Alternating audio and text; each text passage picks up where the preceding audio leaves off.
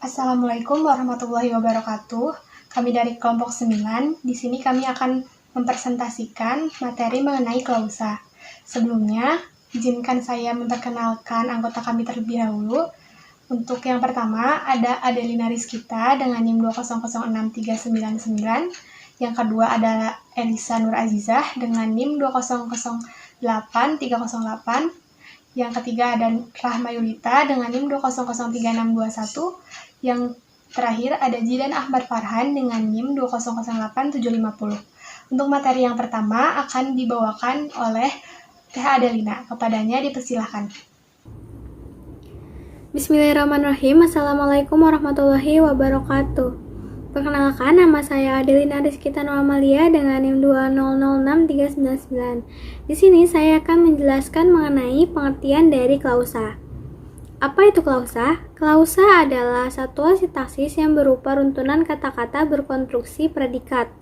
Artinya, di dalam konstruksi ada komponen yang berupa kata atau frase yang berfungsi sebagai predikat, dan yang lainnya berfungsi sebagai subjek, objek, dan keterangan. Hanya saja fungsi dari subjek itu bersifat wajib, sedangkan yang fungsi lainnya tidak bersifat wajib. Kemudian ada klasifikasi dari klausa yang dibagi menjadi dua. Yang pertama, klausa berdasarkan strukturnya, dan yang kedua, klausa berdasarkan kategori unsur predikatnya. Di sini saya juga akan menjelaskan klausa berdasarkan strukturnya. Yang pertama ini ada klausa bebas. Klausa bebas adalah klausa yang mempunyai unsur-unsur lengkap, sekurang-kurangnya mempunyai subjek dan predikat, dan karena itu mempunyai potensi untuk menjadi kalimat mayor. Contoh dari klausa bebas itu adalah pertama, nenekku masih cantik. Kedua, kakekku gagah berani. Ketiga, kamu harus pergi. Nah, dari klausa berdasarkan strukturnya ini selanjutnya akan dijelaskan oleh rekan saya yang bernama Elisa Nur Azizah. Kepadanya dipersilahkan. Wassalamualaikum warahmatullahi wabarakatuh. Terima kasih. Assalamualaikum warahmatullahi wabarakatuh. Saya Elisa Nur Azizah dengan NIM 2008308. Klasifikasi klausa berdasarkan strukturnya yang kedua yaitu klausa terikat. Klausa terikat adalah klausa yang memiliki struktur yang tidak lengkap.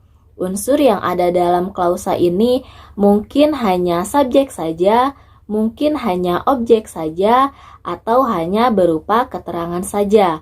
Oleh karena itu, klausa terikat tidak memiliki potensi untuk menjadi kalimat mayor. Walaupun dalam penulisannya diawali oleh huruf kapital dan diakhiri oleh tanda baca. Biasanya ia hanya menjadi pelengkap saja dalam sebuah kalimat. Contoh, ketika kami sedang belajar, kalau diizinkan oleh ibu. Selanjutnya yaitu klasifikasi klausa berdasarkan kategori unsur predikatnya. Yang pertama yaitu klausa verbal. Klausa verbal adalah klausa yang predikatnya berkategori verba atau kata kerja. Klausa verbal ini terbagi menjadi 4. Yang pertama yaitu klausa transif, kedua klausa intransif, ketiga klausa refleksif, dan yang terakhir klausa resiprokal. Klausa transif. Klausa transif adalah klausa yang predikatnya berupa klausa transif atau kata kerja yang memerlukan objek. Contoh, nenek menulis surat. Mahasiswa mengisi teka-teki silang. Dapat dilihat bahwa objek di sini yaitu surat dan teka-teki silang. Yang kedua yaitu klausa intransif. Klausa intransif adalah klausa yang predikatnya berupa verba intransif atau klausa yang susunannya terdiri atas subjek dan predikat. dan tidak dapat dibubuhi objek ke dalamnya. Klausa intransif juga tidak dapat diubah ke dalam bentuk kalimat pasif. Contoh, adik melompat-lompat.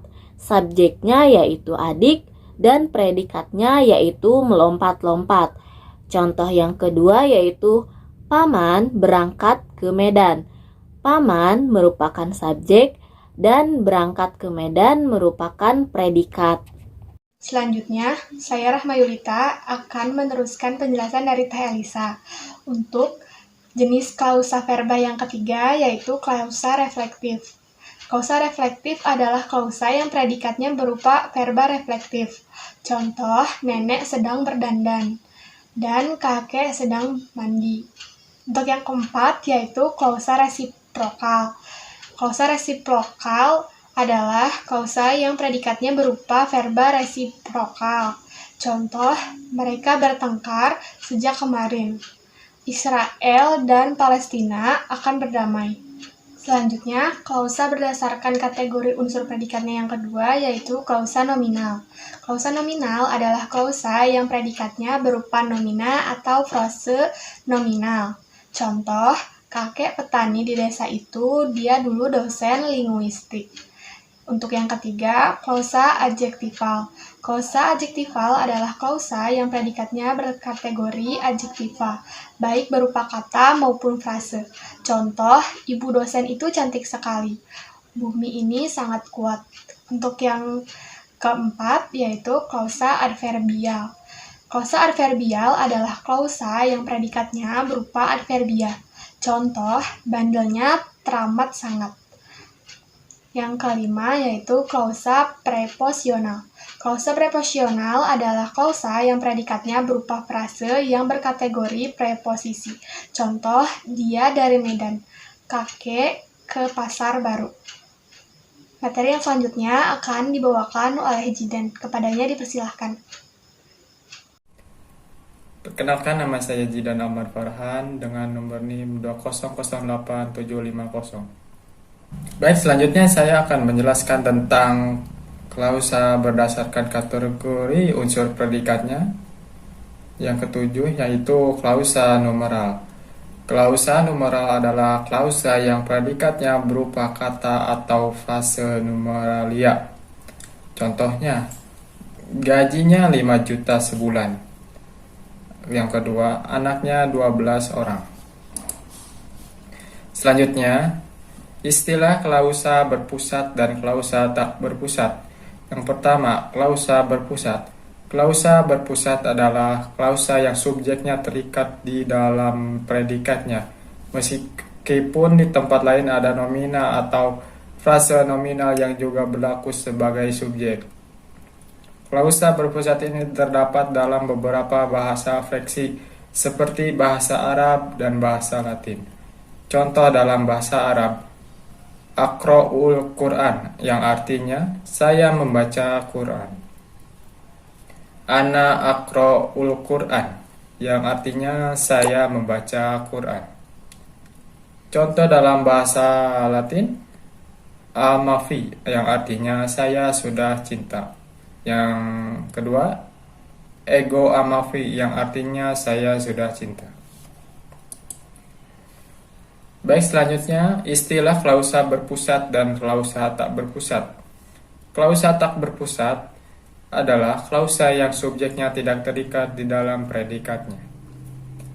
Sekian presentasi dari kami. Mohon maaf bila ada kesalahan. Wassalamualaikum warahmatullahi wabarakatuh.